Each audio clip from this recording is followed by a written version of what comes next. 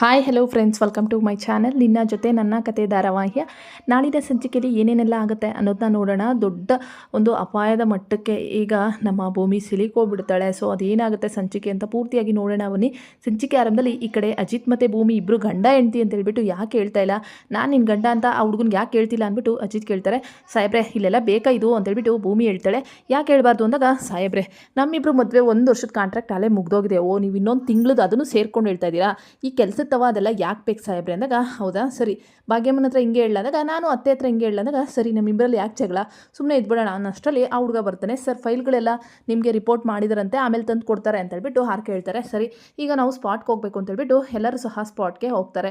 ಇನ್ನು ಅಂಜುದು ದೊಡ್ಡ ತಲೆನೋವಾಗ್ಬಿಟ್ಟು, ದೇವಯಾನಿ ಏನಾಯಿತು ಬೇಬಿ ಅಂದಾಗ, ಮಾಮ್ ಈ ಥರ ಆಗೋಯ್ತು, ನಾನು ನಚ್ಚಿಗೆ ಈ ರೀತಿ ಅಂದ್ಬಿಟ್ಟೆ ಅಂದಾಗ, ನಿನ್ಗೇನೇ ಬಂದಿತ್ತು, ಒಂದು ಗಾದೆ ಇದೆ, ಆನೆ ತನ್ನ ಮಣ್ಣ ತಾನೇ ಎತ್ತು ತನ್ನ ತಲೆ ಮೇಲೆ ಹಾಕಂತಂತೆ, ಹಂಗಾಯ್ತು ನಿನ್ನ ತಲೆಯಲ್ಲಿ ಬುದ್ಧಿನೇ ಇಲ್ವಾ, ನಿನಗೇನು ಬಂದಿರೋದು, ಮಾಮ್ ಏನಾದರೂ ಹೆಲ್ಪ್ ಮಾಡು ಅಂದಾಗ, ನಾನೇನು ಹೆಲ್ಪ್ ಮಾಡೋಕ್ಕಾಗಲ್ಲಮ್ಮ, ನಿಮ್ಮ ಗಂಡ ಹೆಂಡ್ತಿ ವಿಚಾರ ನೀವೇ ನೋಡ್ಕೊಳ್ಳಿ ಅಂತ ದೇವಯಾನಿ ಅಲ್ಲಿಂದ ಹೋಗ್ಬಿಡ್ತಾಳೆ.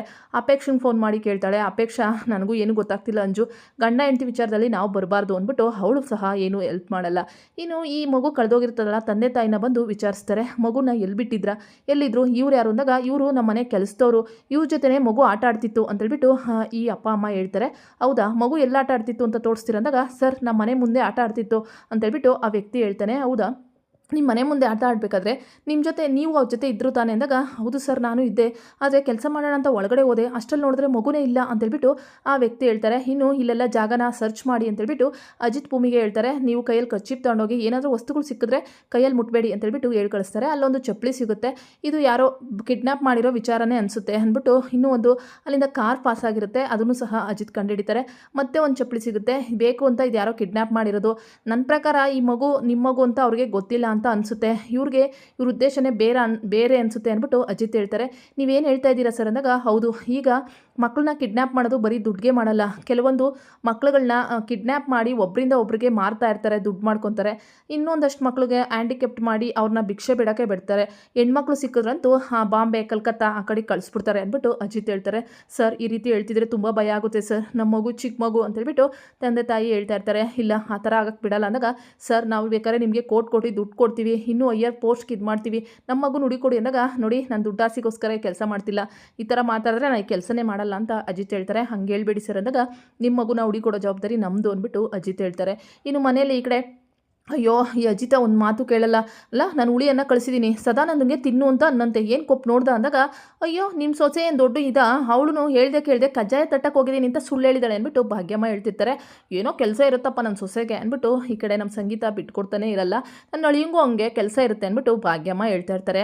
ಒಟ್ಟಿನಲ್ಲಿ ಇಬ್ಬರು ಸಹ ಮಗ ಮತ್ತು ಈ ಕಡೆ ಸೊಸೆ ಆ ಕಡೆ ಮಗ ಇಬ್ಬರು ಸಹ ಜಗಳಗಳನ್ನ ಆಡ್ತಾ ಇರ್ತಾರೆ ಕ್ಯೂಟಾಗಿ. ಶ್ರವಣ್ ಬಂದು, ನೀವಿಬ್ಬರು ಜಗಳ ಆಡೋಂಥದ್ದು ಏನೂ ಇಲ್ಲ, ಭೂಮಿ ಅಜಿತ್ ಜೊತೆನೇ ಇದ್ದಾಳೆ, ಅವ್ರಿಗೊಂದು ಸೀಕ್ರೆಟ್ ಆಪ್ರೇಷನ್ನ ಒಪ್ಪಿಸಿದ್ದಾರೆ, ಆ ಕೆಲಸದಲ್ಲಿ ಭೂಮಿ ಮತ್ತು ಅಜಿತ್ ಇಬ್ಬರು ಜೊತೆಲೇ ಇದ್ದಾರೆ ಅಂದಾಗ, ಹೌದೇನೋ ಶ್ರವಣ ಅಂದಾಗ, ನೋಡಿ ನಮಗೊಂದು ಮಾತು ಹೇಳಿಲ್ಲ, ನೋಡ್ದ ನಿಮ್ಮ ಸೊಸೆ ಕಜ್ಜಾಯ ತಟ್ಟಕ್ಕೆ ಹೋಗ್ತೀನಿ ಅಂತ ಹೇಳಿದಾಳೆ ಅಂದ್ಬಿಟ್ಟು ಭಾಗ್ಯಮ್ಮ ಅವರು ಸಂಗೀತಕ್ಕೆ ಹೇಳ್ತಾರೆ. ಅಯ್ಯೋ ಭಾಗ್ಯಮ್ಮ ಅವರೇ, ಸೀಕ್ರೆಟ್ ಅಂದರೆ ಮನೆಯವ್ರಿಗೂ ಸಹ ಹೇಳಂಗಿಲ್ಲ ಅಂದ್ಬಿಟ್ಟು ಶ್ರವಣ್ ಹೇಳ್ತಾರೆ. ಹೌದಾ ಒಟ್ಟಿನಲ್ಲಿ ನನ್ನ ಅಳಿಯನೇ ಪಾಸಾಗಿದ್ದು ಅಂದಾಗ, ಏನಿಲ್ಲ ನನ್ನ ಸೊಸೆನೂ ಪಾಸಾಗಿದ್ದಾಳೆ, ಅವಳು ಸೀಕ್ರೆಟ್ ಆಗಿರ್ಬೇಕಲ್ವಾ ಅದಕ್ಕೆ ಅಂದಾಗ, ಸಾಹೇಬ್ರೆ ಈ ಸೀಕ್ರೆಟ್ ಆಪ್ರೇಷನು ಅಂದರೆ ಈ ಮಾಫಿ ಬಟ್ಟೆ ಎಲ್ಲ ಯೂನಿಫಾರ್ಮ್ ಬಿಟ್ಟು ಬೇರೆ ಬಟ್ಟೆ ಹಾಕ್ಕೊಂಡೋಗಿ ಮಾಡ್ತಾರಲ್ಲ ಕೆಲಸ ಅದ ಅಂದಾಗ, ಹೌದು ಅದೇ ರೀತಿ ಮಾಫಿ ಡ್ರೆಸ್ಸಲ್ಲಿ ಹೋಗ್ತಾರೆ ಅಂತ ಹೇಳ್ಬಿಟ್ಟು ಶ್ರವಣ್ ಹೇಳ್ತಾರೆ.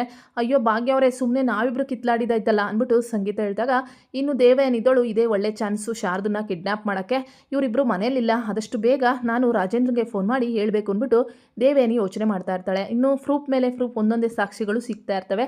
ಅಜಿತ್ಗೆ ಎಲ್ಲವೂ ಸಹ ಕೈಗೆ ಸೇರಿದ್ಮೇಲೆ ಈ ಒಂದು ಜೀಪು ಇಲ್ಲಾಸೆ ಹೋಗಿದೆ, ಕಾರು ದೊಡ್ಡ ಗಾಡಿ ಎಲ್ಲ, ಇದೊಂದು ಯಾವುದಾದ್ರೂ ಒಂದು ಕಾರ್ ಥರ ಚಿಕ್ಕ ಗಾಡಿ ಹೋಗಿರಬೇಕು. ಮಗುನ ನಾನು ಹೇಳ್ದಂಗೆ ಅವರು ಯಾವುದೇ ಇಂಟೆನ್ಷನ್ ದುಡ್ಡಿನ ಆಸೆಗೆ ಹೋಗಿ ಎತ್ಸ್ಕೊಂಡಿಲ್ಲ, ಅದು ಬಿಟ್ಟು ಮಗುನ ಮಾರಾಟ ಮಾಡೋಕ್ಕೆ ಎತ್ಕೊಂಡು ಹೋಗಿರ್ಬೋದು ಅಂತೇಳ್ಬಿಟ್ಟು ತಂದೆ ತಾಯಿಗೆ ಹೇಳ್ತಾರೆ. ಇನ್ನು ಈ ಸಿದ್ದಪ್ಪನ ಹತ್ರಕ್ಕೆ ಯಾಕೆ ಬಿಟ್ಟಿದ್ರಾ ಅಂತೇಳ್ಬಿಟ್ಟು ಹೇಳಿದಾಗ, ಅವನು ಯಾವಾಗಲೂ ಮಗುನ ನೋಡ್ಕೊತಿದ್ದ ಹಂಗಾಗ್ಬಿಟ್ಟು ಅಂದಾಗ, ಸರಿ ನಿಮ್ಮ ಮನೆ ಹತ್ರಕ್ಕೆ ನಡೀರಿ ಅಂತೇಳ್ಬಿಟ್ಟು ಆ ವ್ಯಕ್ತಿನ ಕರ್ಕೊಂಡು ಅವ್ರ ಮನೆ ಹತ್ರ ಬರ್ತಾರೆ. ಇನ್ನು ಬಂದಮೇಲೆ ನಮ್ಮ ಅಜಿತ್ಗೆ ಡೌಟ್ ಹೊಡಿತಾ ಇರುತ್ತೆ, ಈ ಸಿದ್ದಪ್ಪನಿಗೂ ಸಹ ಒಂದು ಮಗು ಇರುತ್ತೆ, ನಿಮ್ಮ ಮಗು ಮತ್ತು ಇವ್ರ ಮಗು ಇಲ್ಲೇ ಆಟ ಆಡ್ತಿತ್ತು ಅಂತ ಅಂದ್ಕೊಳ್ಳಿ, ನಿಮ್ಮ ಮಗುನ ಮಾತ್ರ ಬಿಟ್ಟು ಅವ್ರ ಮಗಿನ ಎತ್ಕೊಂಡು ಹೋಗಿದ್ದಾರೆ ಅಂದರೆ ಏನಿದಕ್ಕೆ ಕಾರಣ ಅಂತ ಹೇಳ್ಬಿಟ್ಟು ಅಜಿತ್ ಪ್ರಶ್ನೆ ಮಾಡ್ತಾರೆ. ಅದು ನಂಗೆ ಗೊತ್ತಿಲ್ಲ ಸರ್, ನಿಮ್ಗೊಂದು ಹೆಣ್ಮಗು ಇತ್ತು ಅಂತ ನನಗೆ ಯಾಕೆ ಹೇಳಿಲ್ಲ ಅಂದ್ಬಿಟ್ಟು ಅಜಿತ್ ಹೇಳ್ತಾರೆ. ಈ ವ್ಯಕ್ತಿ ಮಗು ಮಾತ್ರ ಬದುಕಿದೆ, ಅವ್ರು ಕರ್ಕೊಂಡು ಹೋಗಿಲ್ಲ, ಈ ಸಾವುಕಾರ ಮಗಿನ ಯಾಕೆ ಕರ್ಕೊಂಡು ಹೋದ್ರು ಅಂತ ಹೇಳ್ಬಿಟ್ಟು ಈ ಕಡೆ ಅಜಿತ್ಗೆ ಫುಲ್ಲು ಡೌಟ್ ಆಗ್ತಾ ಇರುತ್ತೆ. ನಂತರ ಇನ್ನು ಈ ಕಡೆ ಇಷ್ಟೆಲ್ಲ ಆದಮೇಲೆ ಸರಿ ಈ ಮಗು ಎಲ್ಲೂ ಕಳೆದೋಗಿದೆ ಅಂತ ನಮ್ಗೆ ಈಗ ಗೊತ್ತಾಗ್ತಾ ಇದೆ. ಈ ಗಾಡಿ ಎಲ್ಲಿ ರೂಟ್ ಹೋಗಿದೆ ನಾವು ಅದನ್ನು ಚೆಕ್ ಮಾಡ್ತೀವಿ ಅಂತ ಹೇಳ್ಬಿಟ್ಟು ಒಂದು ಸ್ಪಾಟ್ ಸಿಗುತ್ತೆ. ಅಲ್ಲಿ ಒಂದಷ್ಟು ಮಕ್ಳುಗಳನ್ನ ಹಾಕ್ಕೊಂಡು ಎಲ್ಲ ದಂಧೆ ಅಂದರೆ ಮಕ್ಕಳನ್ನ ಮಾರಾಟ ಮಾಡೋ ಕೆಲಸನ ಮಾಡ್ತಿರ್ತಾರೆ. ಅಜಿತ್ ಅದನ್ನು ಕಂಡುಹಿಡಿಬೇಕು ಅಂತ ಹೇಳ್ಬಿಟ್ಟು ಭೂಮಿ ಮತ್ತು ಈ ಕಡೆ ಆರ್.ಕೆ. ಅಜಿತ್ ಕುಮಾರ್ ಇಬ್ಬರೂ ಸಹ ಮಾಮೂಲಿ ಈ ಬೊಂಬಾಯಿ ಮಿಠಾಯಿ ಮಾಡ್ತಾರಲ್ಲ ಅವ್ರ ರೀತಿ ಸೀರೆನ ಉಟ್ಕೊಂಡು ಹೋಗ್ತಾರೆ. ಇದೇ ಆ ಪ್ಲೇಸು ಅಂತ ಅಲ್ಲಿದ್ದಂಥ ವಾಚ್ಮೆನ್ ನೋಡಿ ಒಳಗಡೆ ಬರೋಂಗಿಲ್ಲ ಅಂದಾಗ, ಯಾಕ್ರಿ ಬರೋಂಗಿಲ್ಲ, ನೋಡಿ ಬೊಂಬಾಯಿ ಮಿಠಾಯಿ ತುಂಬ ಇದೆ, ಈ ಮನೇಲಿ ಮಕ್ಕಳು ಸೌಂಡ್ ಆಗ್ತಿದೆ, ಒಳಗಡೆ ಹೋಗ್ಬೇಕು ಬಿಡಿ ಅಂತ ಹೇಳ್ಬಿಟ್ಟು ಭೂಮಿ ಆ ಹುಡುಗ ಕೇಳ್ತಾರೆ. ಇಲ್ಲ ಬರಂಗಿಲ್ಲ ಅಂದಾಗ ಇನ್ನೂ ಆ ಹುಡುಗ ನಾವು ಹೋಗಲೇಬೇಕು ಅಂತ ಹೇಳ್ಬಿಟ್ಟು ಒಳಗಡೆ ತೂರು ಹೋಗ್ತಾರೆ. ಅಷ್ಟರಲ್ಲಿ ಅಲ್ಲಿದ್ದಂಥ ರೌಡಿಗಳು, ಹೇಯ್ ಯಾರೋ ನೀವು ಇಲ್ಲಿಗೇನಕ್ಕೆ ಬಂದಿದ್ದೀರಾ ಅಂದಾಗ ಆ ಮಕ್ಕಳೆಲ್ಲ ಎದ್ದು ಓಡ್ ಬರ್ತಾ ಇರ್ತವೆ ಭೂಮಿ ಹತ್ರಕ್ಕೆ. ಇನ್ನು ಮಕ್ಕಳು ಎಲ್ಲ ಇಲ್ಲೇ ಇದ್ದಾರೆ ಅಂತ ಹೇಳ್ಬಿಟ್ಟು ಭೂಮಿ ಮತ್ತು ಆರ್.ಕೆ. ಅಜಿತ್ ಕುಮಾರ್ ನೋಡ್ತಾ ಇರ್ತಾರೆ. ಅಷ್ಟರಲ್ಲಿ ಅವರಿಬ್ಬರನ್ನ ಲಾಕ್ ಮಾಡಿಬಿಡ್ತಾರೆ ರೌಡಿಗಳು. ಭೂಮಿಗೆ ಸರಿಯಾಗಿ ಒಂದು ಏಟು ಹೊಡಿತಾರೆ ತಲೆ ಮೇಲೆ. ಭೂಮಿ ಇದೋಳು ಸಾಯಬ್ರೆ ಅಂತ ಹೇಳ್ಬಿಟ್ಟು ಕಿತ್ತಾಳೆ. ಆವಾಗ ಅಜಿತ್ ಎಲ್ಲಿರ್ತಾರೋ ಓಡಿ ಬರ್ತಾರೆ. ಓಡ್ ಬಂದು ಇವರಿಬ್ಬರನ್ನ ಬಿಡಿಸ್ಕೊಳ್ಳೋಕ್ಕೆ ತುಂಬ ಪ್ರಯತ್ನ ಮಾಡ್ತಾರೆ. ಇನ್ನೊಂದು ಹೆಜ್ಜೆ ಮುಂದೆ ಇಟ್ಟರೂ ಸಹ ನಿಮ್ಮ ಪ್ರಾಣ ನಿಮ್ಮ ಕೈಲಿರಲ್ಲ ಅಂತ ಹೇಳ್ಬಿಟ್ಟು ಅಜಿತ್ ಗನ್ ತಗೊಂಡು ಅವ್ರಿಗೆ ಶೂಟ್ ಮಾಡೋಕ್ಕೆ ನಿಂತ್ಕೊತಾರೆ. ಆದರೆ ಅಷ್ಟರಲ್ಲಿ ಭೂಮಿನ ಆ ವ್ಯಕ್ತಿ ಹಿಡ್ಕೊಂಡ್ಬಿಡ್ತಾನೆ ಚಾಕು ತಾಂಡು ಕತ್ತತ್ರ. ಇನ್ನು ಅಜಿತ್ ಶೂಟ್ ಮಾಡ್ತಾನೆ ಅನ್ನೋ ಭಯಕ್ಕೆ ಭೂಮಿನ ಹಿಡ್ಕೊಂಡು ಚಾಕುನ ತೋರಿಸ್ತಾ ಇರ್ತಾನೆ. ನೋಡು ಭೂಮಿಗೆ ಏನು ಮಾಡಬೇಡ, ಬಿಟ್ಬಿಡು ಅವ್ರನ್ನ ಅಂದಾಗ, ನೀನು ಯಾರೋ ಹೇಳೋಕ್ಕೆ, ಈ ಹುಡುಗಿ ಪ್ರಾಣ ತೆಗಿತೀನಿ, ನೀನು ನಮ್ಮ ಗ್ಯಾಂಗ್ನೇ ಹಿಡಿದಿದ್ಯಲ್ವ ಅಂದಾಗ, ನೀನು ಮಾಡ್ತಿರೋದು ತಪ್ಪು, ಮಕ್ಕಳನ್ನ ಕರ್ಕೊಂಬಂದು ಈ ರೀತಿ ಹಿಂಸೆ ಕೊಡೋದು ತಪ್ಪು ಅಂತ ಹೇಳ್ಬಿಟ್ಟು ಅಜಿತ್ ಹೇಳ್ತಾರೆ. ಅವನು ಇಲ್ಲ ನಾನು ಬಿಡಲ್ಲ, ನನ್ನ ಬಿಟ್ಟರೆ ಸರಿ, ಇಲ್ಲಾಂದರೆ ಈ ಹುಡುಗಿ ಪ್ರಾಣ ತೆಗೆದ್ಬಿಡ್ತೀನಿ ಅಂತ ಹೇಳ್ಬಿಟ್ಟು ಹೇಳ್ತಾ ಇರ್ತಾನೆ. ಬೇಡ ಅಂತ ಹೇಳ್ಬಿಟ್ಟು ಫುಲ್ಲು ಬಾಕ್ಸಿಂಗ್ ಎಲ್ಲನೂ ಮಾಡ್ತಾರೆ ನಮ್ಮ ಅಜಿತ್ ಅವರು. ಆದರೆ ಭೂಮಿನ ಲಾಕ್ ಮಾಡಾದ್ಮೇಲೆ ಅಜಿತ್ಗೆ ಕೈಕಾಲು ಓಡಲ್ಲ. ಯಾಕೆ ಅಂದರೆ ಭೂಮಿ ಮತ್ತು ಆ ಹುಡುಗನ ಇಬ್ಬರಿಬ್ರು ಲಾಕ್ ಮಾಡಿಬಿಡ್ತಾರೆ. ಅಜಿತ್ ಗನ್ ತಾಂಡು ಶೂಟ್ ಮಾಡೋಕೆ ಹೋದಾಗ, ನೀನೇನಾದರೂ ಶೂಟ್ ಮಾಡಿದೆ ಅಂದರೆ ಈ ಹುಡುಗಿ ಪ್ರಾಣ ಇಲ್ಲೇ ಹಾರೋಗ್ಬಿಡುತ್ತೆ ಅಂದ್ಬಿಟ್ಟು ಹೇಳ್ತಾರೆ.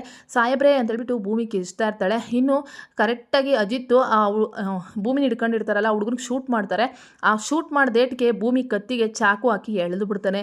ಭೂಮಿ ಇದ್ದೋಳು ಸಾಯಬ್ರೆ ಅಂತ ಹೇಳ್ಬಿಟ್ಟು ಅಲ್ಲೇ ರಕ್ತನ ಫುಲ್ಲು ರಕ್ತ ಕತ್ತಲ್ಲಿ ಸೋರಿ ಕೆಳಗಡೆ ಬಿದ್ದೋಗ್ತಾಳೆ. ಈಗ ಭೂಮಿ ಪ್ರಾಣ ಅಪಾಯದಲ್ಲಿದೆ. ಭೂಮಿ ಕಣ್ಣು ಸಹ ಮುಚ್ಚಿಬಿಟ್ಟಿದ್ದಾಳೆ. ಭೂಮಿ ಅಂತ ಹೇಳ್ಬಿಟ್ಟು ಅಜಿತ್ ಅವರು ಬಡ್ಕೊತಿದ್ದಾರೆ. ಖಂಡಿತ ಭೂಮಿ ಪ್ರಾಣ ಈಗ ಉಳಿಯುತ್ತಾ ಇಲ್ಲ ಭೂಮಿ ಏನಾಗುತ್ತೆ ನೋಡೋಣ. ನನ್ನ ಪ್ರಕಾರ ಅಜಿತ್ ಅವರು ಭೂಮಿನ ಉಳಿಸ್ಕೋತಾರೆ ಅನ್ನೋ ನಂಬಿಕೆ ಇದೆ. ನೋಡೋಣ ಮುಂದೆ ಏನಾಗುತ್ತೆ. ಭೂಮಿ ಮತ್ತೆ ಕ್ರಿಟಿಕಲ್ ಕಂಡೀಷನ್ಗೆ ಹೋದ್ಲಲ್ಲ ಅನ್ನೋದೇ ಬೇಜಾರು.